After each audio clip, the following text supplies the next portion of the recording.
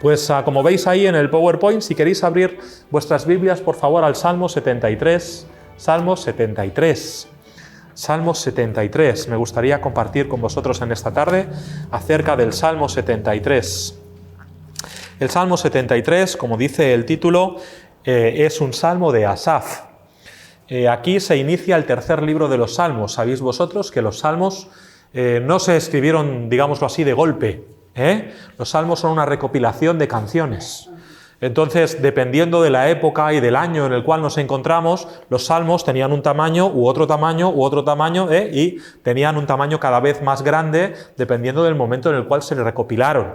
Los Salmos. Los Salmos, como veis aquí, tienen 5 libros dentro del mismo libro de los Salmos, están divididos en 5 secciones y esta sección contiene, si no los he contado mal, 12 salmos de Asaf o de sus descendientes y también de otros músicos de los días de David o incluso de días anteriores como los hijos de Coré, etc. En este libro de los salmos encontramos muy pocos salmos que no estén identificados, encontramos muy pocos salmos que no sean de Asaf o de los hijos de Coré o de Etam o de Jedutum o de alguno así. Casi no hay salmos de David en este grupo. Asaf, que tal vez no nos suena mucho, o tal vez para nosotros es un desconocido, es, después de los grandes escritores de la Biblia, es uno de los escritores más prolíficos de la Biblia. Fíjate lo que te digo. Él escribió 12 capítulos de la Biblia. El apóstol Pedro no escribió tanto. Judas no escribió tanto, Santiago no escribió tanto, Ageo no escribió tanto, Habacuc no escribió tanto. Hay tantos otros profetas menores que no escribieron tanto. En cambio, Asaf tiene el honor de haber escrito 12 salmos, 12 capítulos de nuestras Biblias. Cuando hablamos de los salmos siempre lo asociamos al nombre de David, pero después de David, el que más salmos tenemos recogidos en nuestra Biblia es Asaf. Asaf es un músico precisamente en los días del rey David y él podemos observar en todos sus salmos, o en la mayoría de ellos, un cierto patrón. Muchos de sus salmos empiezan con un lamento, con una queja, con una mala situación. Nos enseña una prueba y a la mitad del salmo es como que hubiera una bisagra y hay un pero, hay un por tanto, hay un casi, hay una palabra que gira el salmo y a partir de ahí es como que Asaf nos cuenta todo lo malo en la mitad del salmo, para un momento y entonces nos muestra el lado positivo, nos muestra la enseñanza, nos muestra lo que ha aprendido, nos muestra cuál es el camino correcto. Y lo mismo ocurre en este salmo. Este salmo tiene básicamente 2 partes. Empieza en el versículo 1 y llegamos hasta el versículo 16 y a partir del versículo 17 el salmo gira. Cambia totalmente y Asaf deja de centrarse en sí mismo para centrarse en Dios y en lo que Dios ha hecho en su vida. Este salmo es un salmo en el cual yo creo que cada uno de nosotros nos podemos ver reflejados. Como veremos a continuación, Asaf nos presenta aquí un problema personal que él tiene. Seguramente no será tu problema personal, pero lo único que tienes que hacer es cambiar su pecado por el tuyo. Y llegaremos a las mismas conclusiones que llegó Asaf. Vamos a leerlo y luego entenderéis un poco mejor esto que os estoy explicando. Pero antes vamos a tener una palabra de oración. Amado Padre Celestial, una vez más venimos ante tu presencia para suplicar tu bendición, para suplicar tu unción, para suplicar que tú hables a través del Espíritu Santo a cada uno de nosotros. Deseamos estar más cerca de ti y pedimos, Señor, que en esta tarde salgamos de aquí habiendo, no sé si aprendido algo, pero al menos habiendo recordado algo que nos lleve a acercarnos más a ti. Lo pedimos en el nombre de Cristo. Amén. Versículo 1 es una declaración del Salmo, es el resumen, ¿cómo diríamos? Es lo que encabeza el Salmo y con eso nos va a dar la idea de cuál es la conclusión completa. Y en el versículo 2 empieza a contarnos la situación. Versículo 1 dice: ciertamente es bueno Dios para con Israel, para con los limpios de corazón. Esto es la conclusión. Casi es como aquellas películas que empiezan por el final, ¿verdad? Y luego están durante 2 horas contándote cómo se ha llegado a eso, ¿no? Pues esto de alguna forma es algo parecido. Empieza con la conclusión y ahora nos va a contar qué es lo que ha ocurrido antes de que él llegue a tener esta determinación. En cuanto a mí, dice, casi se deslizaron mis pies, por poco resbalaron mis pasos. Versículo 3, porque tuve envidia. Ese es su problema. Porque tuve envidia de los arrogantes, viendo la prosperidad de los impíos. Porque no tienen congojas por su muerte, por su vigor está entero. No pasan trabajos como los otros mortales, ni son azotados como los demás hombres. Por tanto, la soberbia los corona, se cubren de vestido de violencia, los ojos se les saltan de gordura, logran con creces los antojos del corazón, se mofan y hablan con maldad de hacer violencia, hablan con altanería, ponen su boca contra el cielo y su lengua pasea la tierra. Por eso Dios hará volver a su pueblo aquí, y aguas en abundancia serán extraídas para ellos. Y dicen: ¿cómo sabe Dios? ¿Hay conocimiento en el Altísimo? He aquí estos impíos, sin ser turbados del mundo, alcanzaron riquezas. Verdaderamente en vano he limpiado mi corazón y lavado mis manos en inocencia, pues he sido azotado todo el día y castigado todas las mañanas. Si dijera yo, hablaré como ellos, he aquí a la generación de tus hijos engañaría.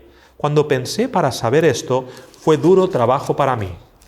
Y aquí llega el cambio definitivo. Y dice: hasta que entrando en el santuario de Dios, comprendí el fin de ellos.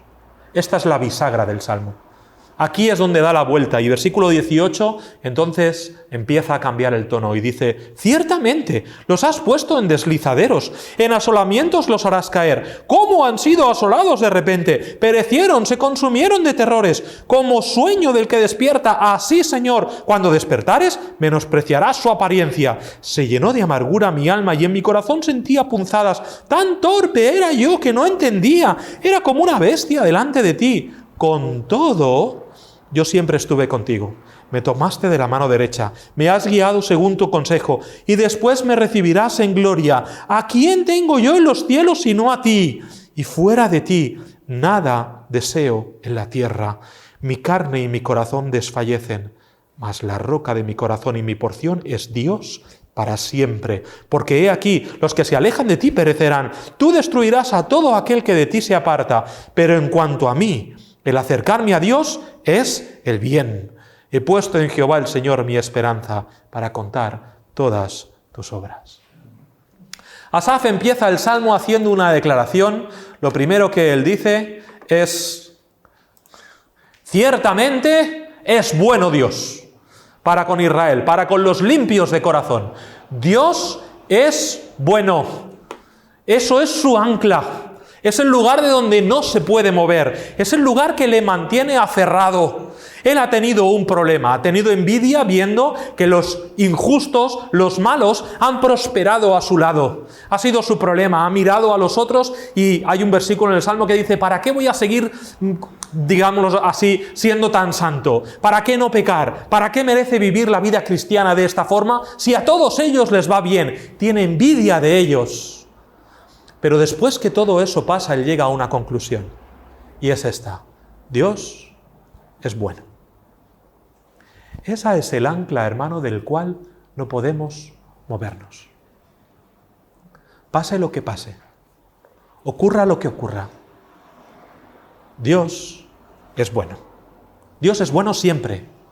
No solamente cuando me da lo que yo quiero, no solamente cuando las cosas me van como yo quiero que me vayan. Dios es bueno siempre. Y eso es algo que nosotros sabemos aquí, pero no siempre llega aquí. Eso es algo que nosotros cuando abrimos la palabra de Dios decimos. Y decimos: Dios es bueno, pero luego a veces con nuestros actos lo negamos. La doctrina de Asaf es buena, es correcta, Dios es bueno. Pero vamos a ver cómo los versículos siguientes, de alguna forma sus hechos niegan su doctrina. Él dice: Dios es bueno, al principio del Salmo, pero inmediatamente después está diciendo: pero creo que no merece la pena vivir la vida como un cristiano. Entonces, ¿Dios es bueno o no es bueno? Entonces, ¿merece la pena vivir al lado de Dios o no merece la pena? Aquí lo sabemos, pero aquí no. Muchas veces lo que aquí sabemos no llega aquí. La doctrina, lo que sabemos, lo que conocemos, es correcto. Como la imagen que tengo ahí, Levantamos el pulgar y decimos: ok, todo bien. Pero cuando atravesamos por una mala situación, entonces los sentimientos pueden más que lo que yo sé. El problema con esto está cuando yo encaro la prueba con lo que yo siento y no con lo que yo sé. Cuando yo encaro el sufrimiento con lo que yo siento, cuando tú estás pasando por una mala situación, ¿qué sientes? Pues sientes dolor, sientes angustia, sientes tristeza, sientes desánimo, sientes desesperación, sientes depresión. Y con todos esos sentimientos, enfado, ira, y con todo eso vas a enfrentar la prueba y tomas decisiones. No tenemos que enfrentar la prueba con lo que sentimos, sino con lo que sabemos. Nos dice Romanos 8:28, sabemos que a los que a Dios aman, todas las cosas ayudan a bien. Esa es la doctrina correcta con la que tenemos que enfrentar la mala situación, que en el caso de Asaf era envidia, y en tu caso no sé qué es. A lo mejor en tu caso es que te sientes solo, que a lo mejor en tu caso es que tienes un problema diferente, no lo sé, el que sea. Puede ser lujuria, mentira, un pecado, el que sea, no sé tu problema, o una mala situación, o una prueba, no lo sé. Pero recuerda en toda situación que no debes afrontar tu prueba con lo que sientes, sino con lo que sabes. Porque lo que sientes varía. Lo que sientes depende del momento en el cual te coja, ¿verdad? Depende del momento en el cual te sientas tú y de cómo te hayas levantado ese día y de cómo afrontes la situación. Pero lo que sabes, lo que te enseña la palabra de Dios no cambia. Hemos cantado antes el himno, no cambiará. El Señor Jesús no cambia nunca. Por lo tanto, nosotros debemos afrontar la mala situación con lo que sabemos, no con lo que sentimos. Sabemos que somos más que vencedores. Sabemos, igual que Asaf, que Dios es bueno, siempre. La segunda cosa que observamos, hemos solamente empezado con un primer punto muy breve, ¿verdad?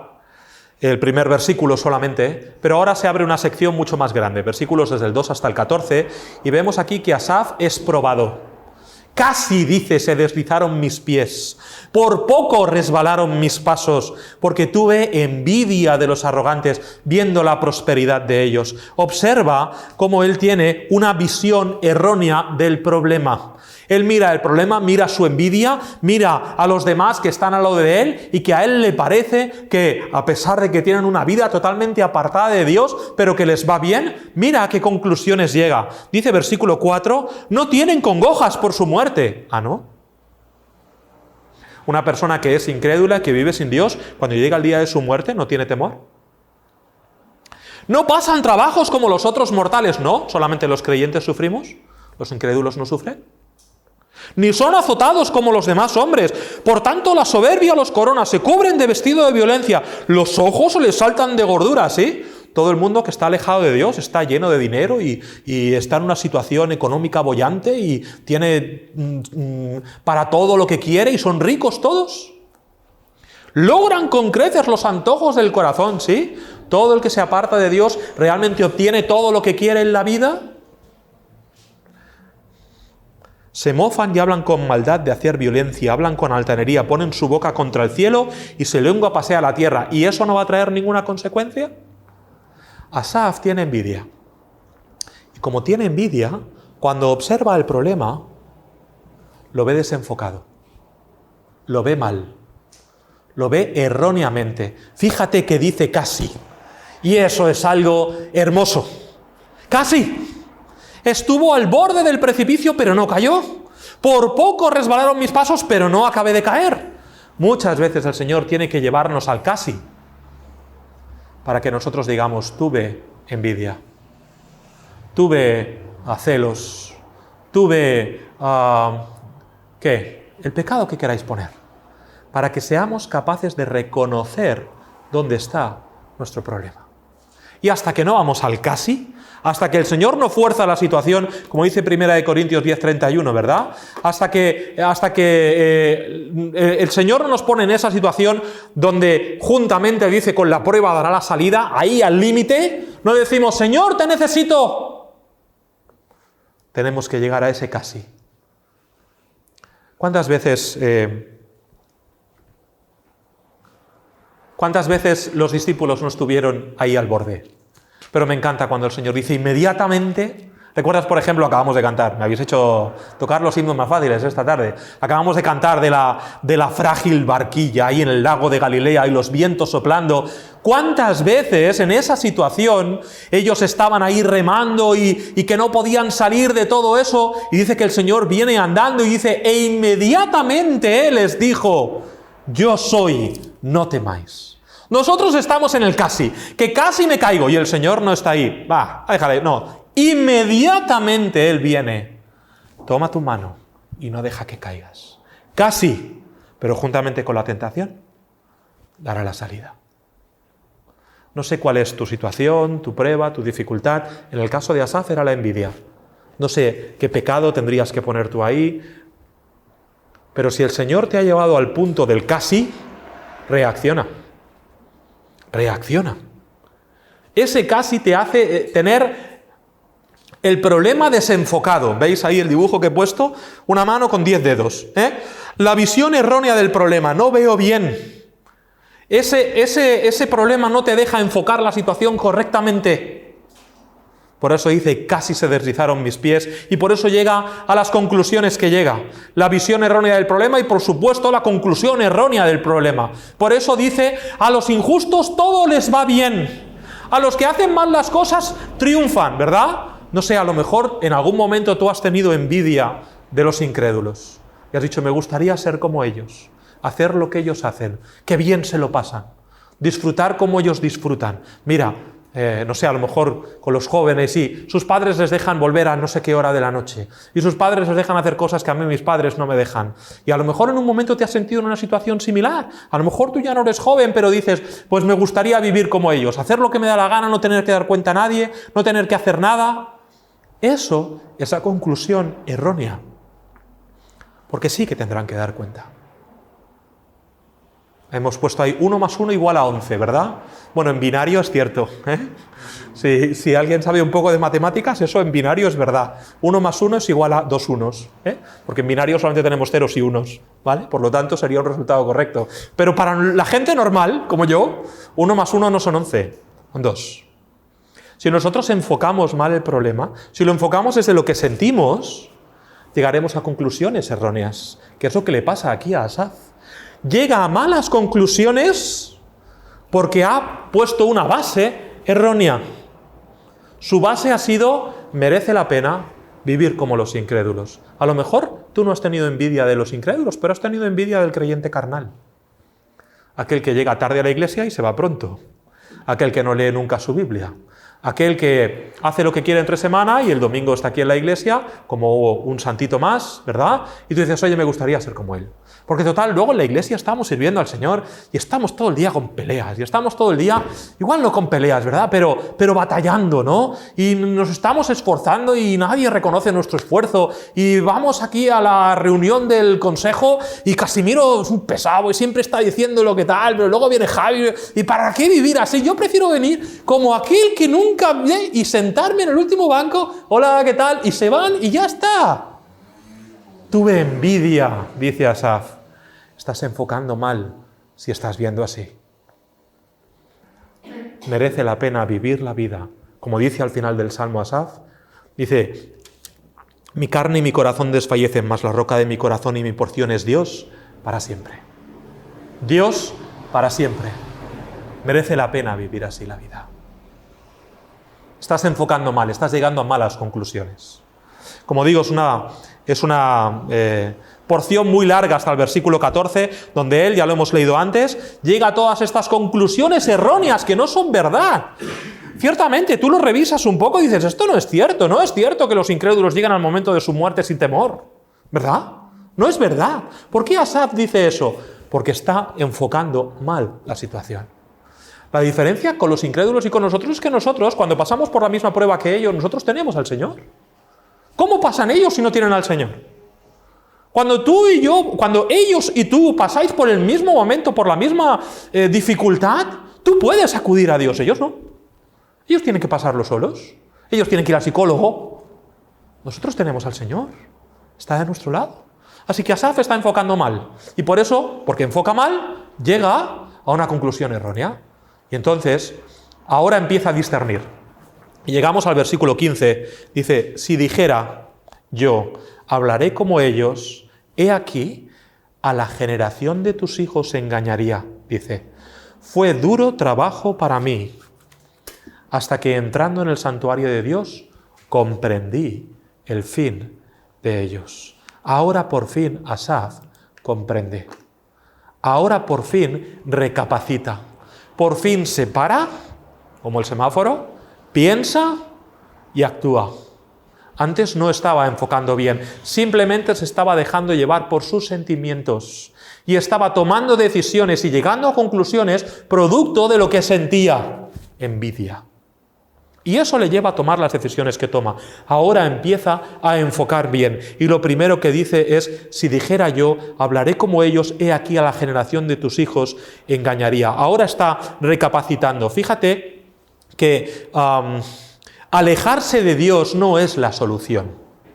Ahora se da cuenta y empieza a decir, si yo dijera lo que ellos dicen, si yo viviera como ellos viven, si yo actuara en la forma que ellos actúan, estaría engañando a todo el mundo.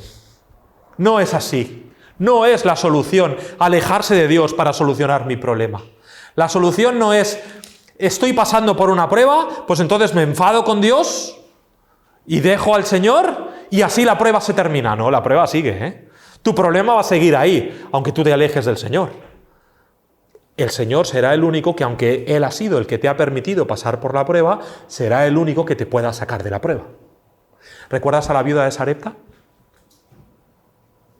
Ni Elías lo entiende. Elías va allí, a Sarepta, aquella mujer le dice, estoy a punto de morir, porque he salido solamente a sacar a coger unos pocos troncos para hacer una pequeña hoguera y luego me voy a dejar morir. Elías le dice, dame de comer a mí primero, ¿lo recuerdas? Y entonces pasan el tiempo allí y su hijo muere. Y Elías dice, Señor, hasta el hijo de esta viuda que me ha cuidado y que me ha tenido en su casa por 2 años, que me ha dado de su comida cuando no tenía nada, hasta a él has afligido. Ni Elías lo entiende, pero aquella viuda, sabiendo que el último responsable de la muerte de su hijo es Dios, toma a su hijo y lo lleva al hombre de Dios. Sabe que el responsable de lo que le ocurre, el último responsable de todo lo que ocurre en tu vida, es Dios. Es Dios quien al final ha permitido que te pase esto o te pase aquello. Es Dios, con un propósito, no deliberadamente, no para hacerte daño porque sí, no porque quiere jugar contigo o porque se quiere reír de ti. Él tiene un propósito. Y entonces voy yo y tengo 2 posibilidades. Una, sé que Dios ha permitido esto en mi vida. ¿Qué hago? ¿Me alejo de Dios o me vuelvo a acercar a Dios? Porque sé que el que lo ha permitido es el único que tiene la solución. Alejarse de Dios no es la solución. Aquí es donde Asaf recapacita, ¿verdad? Y donde dice, fue duro trabajo para mí hasta que entrando en el santuario de Dios comprendí, ¿verdad? Aquí es donde llega el momento en el cual él entiende, era recapacitado y ahora por fin ha comprendido. Es algo curioso para mí el lugar. Hasta que entrando en el santuario de Dios. La presencia de Jehová. Casi sin quererlo, ¿verdad? Cuando pensamos en el santuario de Dios, si transportamos esa imagen al Nuevo Testamento, yo pienso en la iglesia.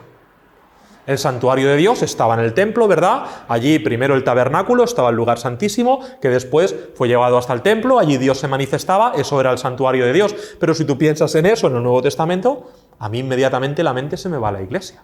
Es verdad que el santuario de Dios en la vida de cada uno de nosotros puede estar en cualquier lugar, por cuanto nosotros somos templo del Espíritu Santo. Es cierto que a lo mejor tu tiempo con Dios puede ser en tu coche, puede ser en la habitación allí en privado, puede ser en un banco que tienes apartado, en un parque, no sé dónde, o puede ser, pero es en la presencia del Señor donde comprendemos, pero también puede ser aquí en la iglesia. Dios ha establecido la iglesia para nuestra edificación. Así pues, Cuando viene la prueba y cuando viene el problema, tal y como habíamos dicho, la solución no es alejarse de Dios, la solución tampoco es alejarse de la iglesia. Porque dice, hasta que entrando en el santuario de Dios, comprendí. Es aquí en la iglesia, también en privado, en tu casa, pero también aquí donde el Señor te va a hacer entender. Es aquí cuando un hermano venga y comparta algo contigo, cuando alguien suba al púlpito y predique, cuando tú estés leyendo tu Biblia, o incluso cuando estés leyendo la letra de un himno, cuando el Señor te va a hacer comprender. Y eso también puede ocurrir, claro, cuando tú estés en tu coche antes de entrar al trabajo, leyendo tu Biblia, o no sé, la rutina que tú tengas para tener tu tiempo a solas con el Señor. Es ese tiempo con Dios. En el santuario de Dios es donde comprendemos. Si nunca vamos a la presencia del Señor, nunca podemos comprender. Si nosotros estamos pasando por una dificultad y nunca pasamos tiempo con el Señor, nunca vamos a comprender por qué estamos atravesando por esa dificultad. Y nuestras conclusiones eran tan erróneas como las de Asaf al principio del Salmo. Todo les va bien a los que hacen mal las cosas. ¿Para qué voy a vivir yo como un cristiano? ¿Tú estás yendo al santuario de Dios? ¿Tú estás yendo a la presencia de Jehová? Cuando tú vas a la presencia de Jehová, comprendes. Cuando tú pasas tiempo con Dios, entiendes, recapacitas y por fin dices, comprendí el fin de ellos. ¿Qué ha comprendido Asaf? Pues una verdad básica y lógica, que los incrédulos van al infierno y que los que creen en el Señor Jesús como su Salvador personal pasarán la eternidad en el cielo. Comprendí el fin de ellos, dice. Y entonces, ahora, a continuación, nos dirá los siguientes versículos, versículo 18. Ciertamente los has puesto en deslizaderos. ¿Cómo han sido asolados de repente? Perecieron, se consumieron de terrores. Esto ya no tiene nada que ver con lo que nos estaba diciendo al principio, ¿verdad? El versículo 4 dice, no tienen congojas de su muerte, su vigor está entero. Y ahora el versículo 18 dice, los has puesto en deslizaderos, en asolamientos los harás caer. No tiene nada que ver, son las mismas personas, Siguen siendo los incrédulos. Primero ha dicho, todo les va bien, y cuando dice, por fin comprendí, cuando entré en la presencia del Señor, ahora dice, no, lo que decía antes estaba mal. Ahora lo he entendido bien. Ahora lo he entendido bien. Ahora conozco el fin de ellos. No tengo por qué tener envidia de ellos, dice Asaf, porque conozco su fin. ¿Cómo han sido asolados de repente? Versículo 19. Perecieron, se consumieron de terrores. 20. Como sueño del que despierta, así, Señor, cuando despertares, menospreciarás su apariencia. Y ahora la última sección del Salmo, a partir del versículo 21, dice, he saltado algunos versículos ahí, pero dice, mi corazón, mi carne y mi corazón desfallecen. Es decir, yo me deshago. Dice, mas la roca de mi corazón y mi porción es Dios para siempre. He saltado el versículo 27 y el 28 dice, pero en cuanto a mí, el acercarme a Dios es el bien. He puesto en Jehová el Señor mi esperanza para contar todas sus obras. Ahora Asaf sí tiene la visión correcta. Todo alrededor antes estaba desenfocado, ahora no. Ahora se ha puesto las gafas adecuadas y lo que ve, lo ve correctamente, enfoca bien. Antes no. Es como si tú eres miope y vas un día a clase y te sientas al final de la clase y ves todo borroso y no puedes resolver el problema que hay en la pizarra. ¿Por qué? Porque no lo ves. No puedes dar una solución correcta. ¿Por qué? Porque no estás enfocando bien. Pero ahora Asaf, ahora sí enfoca bien. Ahora ha comprendido y ahora ve correctamente. Ahora vuelve al problema, pero desde la perspectiva correcta. Y ahora dice, de alguna forma, y parafraseando, ¿verdad? Versículo 21, se llenó de amargura mi alma, en mi corazón sentía punzadas, tan torpe era yo que no entendía. Se está refiriendo a su situación anterior.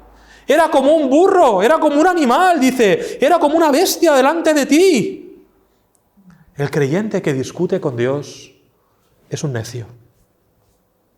¿Recuerdas a Job? Al justo Job. No hay otro como él sobre toda la faz de la tierra. Y al final del libro, después de pasarse 40 capítulos discutiendo con el Señor, al final del libro él tiene que decir, Señor, tienes razón, yo no entiendo nada, no soy nadie para discutir contigo. Si tú has permitido esto, ¿quién soy yo? Y Dios le dice, ¿dónde estabas tú? cuando yo hacía el mundo. Estamos hablando de Job, que no le llegaríamos nosotros ni a la suela de los zapatos, ¿verdad? El creyente que discute con Dios, como en este caso Asaf, es una necedad. El que se aparta de Dios, más necedad todavía, ¿verdad? El que culpa a Dios por su situación personal, más necedad todavía. ¿Recordáis a Habacuc? Esta mañana lo ponía de ejemplo en la predicación en castellar. ¿Recordáis a Habacuc? Él está rodeado de pecado. Estamos hablando de la época justo antes de que vinieran los babilónicos y tomaran Jerusalén. Y está quejándose a Dios. Señor, tanto pecado. ¿Cómo va a haber? ¿Cómo puede ser que haya tanto pecado aquí en Jerusalén? Y el Señor le dice, no te preocupes, yo voy a castigar el pecado. Y entonces le dice, ¿cómo lo vas a hacer, Señor? Voy a traer a los caldeos, le dice. Y Habacuc le dice, no, Señor, a los caldeos no, que son peor que nosotros. Y entonces Habacuc vuelve a discutir con Dios y Dios le vuelve a rebatir y se pasa la mitad del libro discutiendo con el Señor. Hasta que por fin el Señor le dice, el justo por la fe vivirá. No se trata de la fe que nosotros ponemos como base a todo lo que creemos. No es la fe para salvación, sino es la fe para cada día. Habacuc, ¿tú has creído en Dios? Ahora vive por fe. Cada paso que des, confía en mí. Podríamos decir, el justo, por la confianza en Dios, vivirá. Confía en mí, le dice. Yo sé hacer las cosas. Y Habacuc, igual que Asaf, comprende. Y acaba el tercer capítulo de Habacuc y dice, aunque la higuera no florezca, aunque las vides no haya fruto, aunque falte el producto del olivo, aunque las vacas no... Aunque me falte todo, con todo, yo me alegraré en Jehová. Porque voy a vivir por fe. Voy a vivir confiando en ti. Y esa es la conclusión a la cual ahora ha llegado Asaf. Por fin, después de haber enfocado mal el problema, ahora él nos ha dicho al principio, Dios es bueno. Y como Dios es bueno, yo voy a vivir por fe, voy a vivir confiando en Dios. Ahora veo bien, discutir con Dios era una necedad. Echarle la culpa a Dios era una necedad, apartarse de Dios era una necedad. Ahora voy a vivir bien, voy a vivir cerca de Dios. ¿Por qué? Porque Dios es bueno. Y ahora sí llega a la conclusión correcta. De hecho, repite algo muy parecido. Mira lo que dice aquí, el versículo 28 dice, pero en cuanto a mí, el acercarme a Dios es el bien.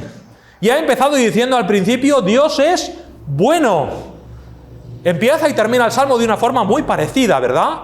Ha reconocido, ahora sí tiene la declaración correcta, sí tiene no solamente la doctrina correcta, sino también la práctica correcta. Ha llegado al final del Salmo, ha dejado su envidia atrás y ha dicho, Dios es bueno. El Señor siempre camina delante de mí y al lado de mí. Eso que dicen estos versículos, dice, me tomaste de la mano derecha, me has guiado según tu consejo y después me recibirás en gloria. Ahora lo ve. Ha hablado del fin de los incrédulos y ahora ve cuál es su fin. Y después me recibirás en gloria. Todo el Salmo gira alrededor de la envidia. La envidia que Asaf tenía de los incrédulos, y a lo mejor tú te puedes sentir identificado. O a lo mejor no. A lo mejor debes centrarte en otro tema que sea el tuyo personal. Pero al final, la conclusión correcta nos la dará el hecho de que nos centremos en cuál es nuestro fin y en quién es Dios. El fin de los incrédulos, el fin del creyente y quién es Dios, cómo es Dios. Dios es bueno. Mira que dice versículo 25, dice, ¿a quién tengo yo en los cielos sino a ti? Y fuera de ti nada deseo en la tierra. Este no es el Asaf del principio del Salmo, ¿verdad? Al principio del Salmo estaba con el puño levantado. Y ahora está diciendo, ¿a quién tengo yo en los cielos sino a ti? Y fuera de ti nada deseo en la tierra. ¿Qué tienes tú en los cielos? Espero que de la misma forma que Asaf, también tengas a Dios en los cielos. Y que tengas la misma confianza que el día que cierras tus ojos aquí, los abrirás allí. Y después el versículo dice, fuera de ti no deseo nada en la tierra. ¿Tú puedes aplicar esto a tu vida? Tú puedes decir, Señor, todo lo que deseo aquí en la tierra es a ti. No deseo nada más. Si te tengo a ti, lo tengo todo. ¿Tú puedes decir eso como Asaf? Y estar seguro y subirte ahí de pie y decir, esto es mi declaración, esto es mi deseo. Fuera de ti, no deseo nada más. Y ahora llegamos, versículos 26, 27, ya vamos acabando. Mi carne y mi corazón desfallecen. Dice más, la roca de mi corazón y mi porción es Dios para siempre. Al principio del Salmo casi se cae. Al principio del Salmo resbala. Al principio del Salmo está titubeando. Pero ahora está con los pies en la roca. Ahora está bien afirmado. En el momento en que ha comprendido, después de pasar por la presencia de Dios, después de pasar por el santuario de Dios. Y termina con el 28, pero en cuanto a mí, el acercarme a Dios es el bien. Dios es bueno. Dios es bueno. Todo lo bueno que nosotros podemos obtener viene de Dios. Todo lo bueno que puede ocurrir en nuestra vida viene de Dios. No olvides esto. Si no recuerdas nada más de esta predicación, quédate con el hecho de que Dios es bueno. Esta es la perspectiva correcta. Este es el hecho correcto. Este es el enfoque correcto que te debe ayudar a afrontar cada situación en tu vida. ¿Tienes problemas en el instituto? Dios es bueno. ¿Tienes problemas en tu trabajo? Dios es bueno. ¿Tienes problemas de salud? Dios es bueno.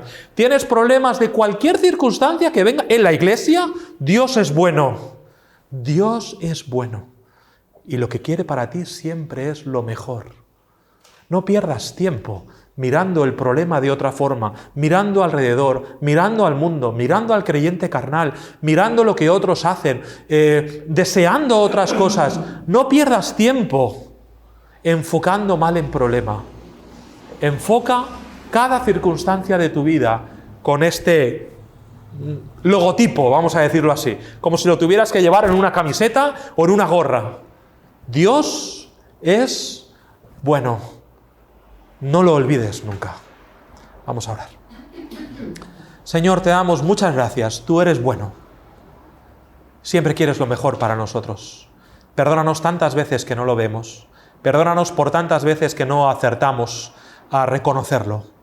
Pero gracias que tú siempre haces lo mejor para nosotros, aunque nosotros en ocasiones escapamos a tu voluntad.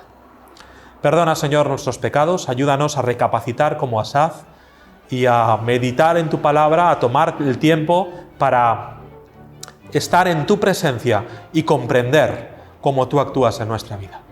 Gracias, Señor, por la iglesia aquí en Olot, por su fidelidad a lo largo de los años, y pedimos, Padre, que bendigas aquí también la iglesia y que la ayudes a ir adelante, a ser una luz en medio de este pueblo. En tus manos nos encomendamos, llévanos con bien a casa.